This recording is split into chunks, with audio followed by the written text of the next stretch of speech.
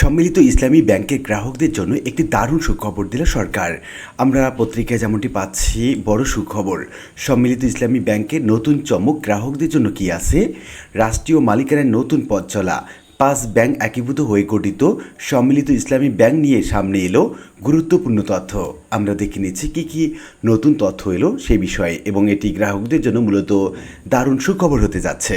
দেউলিয়া হতে যাওয়া শরীয়ভিত্তিক 5টি ব্যাংক একীভূত করে রাষ্ট্রের মালিকানায় পরিচালিত হচ্ছে সম্মিলিত ইসলামী ব্যাংক পিএলসি। দেশের বৃহত্তম রাষ্ট্র মালিকানাধীন ইসলামী ব্যাংক হিসাবে এটিকে গড়ে তোলার উদ্যোগ নেওয়া হয়েছে। ব্যাংকটির রাষ্ট্রীয় মালিকানা নিয়ে গ্রাহকদের মধ্যে নতুন করে আশাবাদ তৈরি হলেও কর্মকর্তা এবং কর্মচারীদের চাকরির কাঠামো নিয়ে সামনে এসেছে গুরুত্বপূর্ণ তথ্য। রাষ্ট্রায়ত্ত অন্য ব্যাংকগুলোর মতো সম্মিলিত ইসলামী ব্যাংকের কর্মকর্তা এবং কর্মচারীদের সরকারি চাকরির আওতায় নেওয়া হয়নি। ব্যাংকটির নিজস্ব মানব সম্পদ বিধিমালা, বেতন কাঠামো, গ্রেড, জ্যেষ্ঠতা, পদায়ন এবং শৃঙ্খলা বিধিমালা তৈরির পরিকল্পনা রয়েছে। অর্থাৎ ব্যাংকের মালিক রাষ্ট্র হলেও এর কর্মকর্তা এবং কর্মচারীরা প্রজাতন্ত্রের কর্মচারী নন। অপরাপর বেসরকারি ব্যাংকের মতো নিজস্ব কাঠামোয় তাদের চাকরি পরিচালিত হবে। সম্মিলিত ইসলামী ব্যাংকে আপাতত রাষ্ট্রীয় মালিকানায় রাখা হলেও উপযুক্ত দেশি এবং বিদেশি বিনিয়োগকারী পাওয়া গেলে ভবিষ্যতে ব্যাংকটিকে বেসরকারি খাতে হস্তান্তর করা হতে পারে, এবং ভবিষ্যতে ব্যাংকটিকে বেসরকারি খাতে হস্তান্তর করতে আগ্রহী সরকার। এই কারণে গ্রাহক এবং কর্মীদের স্বার্থে আপাতত রাষ্ট্রীয় মালিকানায় রাখা হলেও পরবর্তী সময়ে ব্যাংকটির মালিকানা পরিবর্তনের সম্ভাবনা রয়েছে। এতে কর্মকর্তা এবং কর্মচারীদের চাকরির ভবিষ্যৎ নিয়ে অনিশ্চয়তা তৈরি হতে পারে। তারা সবাই কিংবা উল্লেখযোগ্য অংশ চাকরি হারাতে পারেন।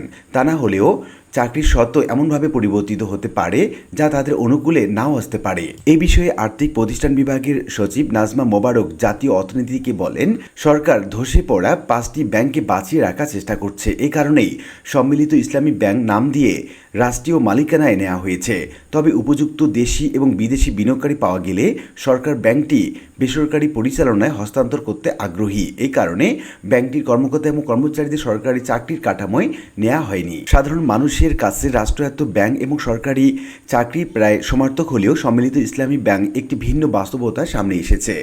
সরকারি নথিতে ব্যাংকটিকে রাষ্ট্রীয় মালিকানাধীন প্রতিষ্ঠান হিসাবে উল্লেখ করা হয়েছে, কিন্তু একই নথি এবং নিয়োগ সংক্রান্ত বিজ্ঞপ্তিতে কর্মীদের জন্য আলাদা মানব সম্পদ কাঠামো তৈরির কথা বলা হয়েছে। ফলে নতুন ব্যাংকের ক্ষেত্রে মালিকানা এবং চাকরির পরিচয় আলাদা করার প্রয়োজন তৈরি হয়েছে। সরকারি চাকরির পরিবর্তে নিজস্ব চাকরিবিধি তৈরির পরিকল্পনায় এগোচ্ছে এই ব্যাংকটি। সরবরাহকৃত তথ্যের ভিত্তিতে বিষয়টি স্পষ্ট। সম্মিলিত ইসলামী ব্যাংকের কর্মীরা সরকারি কর্মী নন এবং সরকারি কর্মচারীও নন। রাষ্ট্র ব্যাংকের মালিক হলেও কর্মীদের চাকরি সরকারি চাকরিতে রূপান্তরিত হচ্ছে না। অর্থাৎ রাষ্ট্রীয় মালিকানাধীন ব্যাংকের কর্মী হওয়া এবং সরকারি কর্মচারী হওয়া দুটি বিষয়কে একই হিসাবে দেখার সুযোগ নেই। আর্থিক সংকটে থাকা 5টি শরিয়াভিত্তিক bank, exim bank, first security Islami bank, global Islami bank, union bank এবং সোশ্যাল ইসলামী ব্যাংক একীভূত করে সম্মিলিত ইসলামী ব্যাংক গঠন করা হয়েছে। এজন্য নতুন রেজুলেশন আনা হয়। 2025 সালে 1 ডিসেম্বর সম্মিলিত ইসলামী ব্যাংকের নামে চূড়ান্ত লাইসেন্স দেয় বাংলাদেশ ব্যাংক। আর্থিক প্রতিবেদন অনুযায়ী সম্মিলিত ইসলামী ব্যাংকের মোট কর্মী 18,081 জন। এর মধ্যে ফার্স্ট সিকিউরিটি ইসলামী ব্যাংকের 5,996 জন, সোশ্যাল ইসলামী ব্যাংকের 4,039 জন, এক্সিম ব্যাংকের 3,487 জন, গ্লোবাল ইসলামী ব্যাংকের 2,486 জন এবং ইউনিয়ন ব্যাংকে 2,073 জন কর্মী রয়েছেন। এত বিপুল সংখ্যক কর্মকর্তা এবং কর্মচারী নতুন ব্যাংকের কাঠামোর সঙ্গে সমন্বয় করাই এখন সবচেয়ে বড় প্রশাসনিক চ্যালেঞ্জ। বাংলাদেশ ব্যাংকের হালনাগাদ তথ্য অনুযায়ী চলতি বছরের মার্চ শেষে 5 ব্যাংকে খেলাপি ঋণের পরিমাণ ছিল 1,65,779 কোটি টাকা। এই খেলাপি ঋণ তাদের মোট ঋণের 84.22%।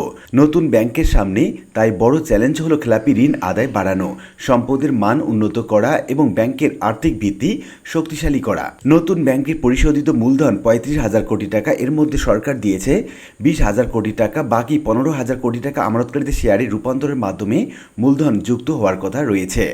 নতুন ব্যাংকটির অনুমোদিত মূলধন 40,000 কোটি টাকা। ফলে ব্যাংকটির আর্থিক ভিত্তি শক্তিশালী করতে রাষ্ট্রের পাশাপাশি আমানতকারীদের অর্থ মূলধন কাঠামোর সঙ্গে যুক্ত করার পরিকল্পনা রয়েছে।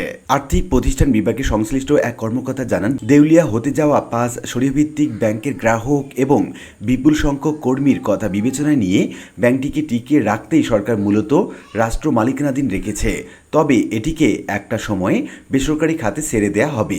ফলে বর্তমান রাষ্ট্রীয় মালিকানাকে ব্যাংকটির স্থায়ী মালিকানা হিসাবে দেখার সুযোগ নেই। সম্মিলিত ইসলামী ব্যাংকের ক্ষেত্রে সবচেয়ে গুরুত্বপূর্ণ বিষয় হল রাষ্ট্রীয় মালিকানা থাকা সত্ত্বেও কর্মীদের চাকরি সত্ত্ব এবং কাঠামো ব্যাংকের নিজস্ব ব্যবস্থাপনায় নির্ধারিত হবে। সরকারের আর্থিক প্রতিষ্ঠান বিভাগের নিয়োগ সংক্রান্ত বিজ্ঞপ্তিতে বিষয়টি বিস্তারিত তুলে ধরা হয়েছে। ব্যবস্থাপনা পরিচালক বা প্রধান নির্বাহী কর্মকর্তার দায়িত্বের মধ্যে পূর্ণাঙ্গ মানব সম্পদ বিধিমালা, শৃঙ্খলা বিধিমালা এবং পরিচালনাগত নির্দেশিকা তৈরির কথা বলা হয়েছে। অর্থাৎ কর্মীদের চাকরির জন্য সরকারি চাকরির প্রচলিত বিধিমালাকে সরাসরি ভিত্তি হিসাবে নেয়ার পরিবর্তে ব্যাংকের নিজস্ব বিধিমালা প্রণয়নের বিষয়টি সামনে এসেছে। একীভূত ব্যাংকগুলো থেকে আসা কর্মীদের গ্রেড, বেতন কাঠামো, জ্যেষ্ঠতা, পদায়নের ন্যায়সঙ্গত সমন্বয়ের জন্য মানব সম্পদ একীভূতকরণ পরিকল্পনা তৈরির দায়িত্ব ব্যবস্থাপনা পরিচালককে দেওয়া হয়েছে। এখানেই নতুন ব্যাংকটির চাকরির কাঠামোর মূল বৈশিষ্ট্য স্পষ্ট হয়। রাষ্ট্র ব্যাংকের মালিক হলেও কর্মীদের চাকরির কাঠামো হবে ব্যাংকের নিজস্ব। সম্মিলিত ইসলামী ব্যাংক গঠনের পর গ্রাহকদের সবচেয়ে বড় প্রত্যাশা হলো তাদের আমানত নিরাপদ থাকবে এবং প্রয়োজন অনুযায়ী তারা অর্থ ব্যবহার করতে পারবে বা সুযোগ বাড়বে। যেসব গ্রাহক দীর্ঘদিন ধরে কাঙ্ক্ষিত অর্থ উত্তোলন, এফডিআর, সঞ্চয় হিসাব বা অন্যান্য আমানত ব্যবহারের সমস্যার মুখোমুখি হয়েছেন, তাদের মূল প্রশ্ন, রাষ্ট্রীয় মালিকানায় যাওয়ার পর পরিস্থিতি কত দ্রুত স্বাভাবিক হবে। গ্রাহকরা জানতে চাইছেন তাদের আমানত ফেরতের প্রক্রিয়া কী হবে, কখন স্বাভাবিক লেনদেন নিশ্চিত হবে এবং নতুন ব্যাংকের আর্থিক সক্ষমতা কতটা শক্তিশালী হবে। গ্রাহকদের একটি অংশ মনে করছেন রাষ্ট্রীয় মালিকানা নেয়ার ফলে ব্যাংকের উপর আস্থা বাড়ার সুযোগ তৈরি হয়েছে। তাদের প্রত্যাশা সরকারের মালিকানার ব্যাংকটি ধীরে ধীরে আর্থিকভাবে ঘুরে দাঁড়াবে এবং আমানতকারীরা আগের তুলনায় বেশি নিরাপত্তা অনুভব করবে। একই সঙ্গে অনেক গ্রাহক মনে করছেন শুধু রাষ্ট্রীয় মালিকানায় নেয়াই যথেষ্ট নয়, ব্যাংকের আর্থিক পরিস্থিতি, আমানত ব্যবস্থাপনা এবং ভবিষ্যৎ পরিকল্পনা সম্পর্কে নিয়মিত তথ্য প্রকাশ করাও জরুরি। গ্রাহকদের সবচেয়ে বড় প্রত্যাশা হলো ব্যাংকের পক্ষ থেকে পরিষ্কার রোডম্যাপ দেয়া, কোন ধরনের আমানত কখন কিভাবে স্বাভাবিক হবে, ব্যাংকের তারল্য পরিস্থিতি কী, খেলাপি ঋণ আদায়ের পরিকল্পনা কী এবং সরকার কতদিন ব্যাংকটির মালিকানা ধরে রাখবে, এসব বিষয়ে স্পষ্ট তথ্য জানা। তাদের মতে স্বচ্ছ তথ্য প্রকাশ করা হলে গুজব এবং অনিশ্চয়তা কমবে এবং ব্যাংকের প্রতি আস্থা পুনর্গঠনের পথ সহজ হবে। সম্মিলিত ইসলামী ব্যাংকের কর্মকর্তা এবং কর্মচারীরা সরকারি চাকরিতে আসেন কিনা সেটি গ্রাহকের আমানত ফেরতের নিশ্চয়তা নির্ধারণ করে। এমন সরাসরি সিদ্ধান্ত পৌঁছানোর সুযোগ নেই। কর্মীদের চাকরির কাঠামো মূলত মানব সম্পদ এবং প্রশাসনিক বিষয়। অন্যদিকে আমানত ফেরতের সক্ষমতা নির্ভর করে ব্যাংকের তারল্য, মূলধন, সম্পদ দায় পরিস্থিতি, ঋণ আদায় এবং নিয়ন্ত্রক নীতির উপর।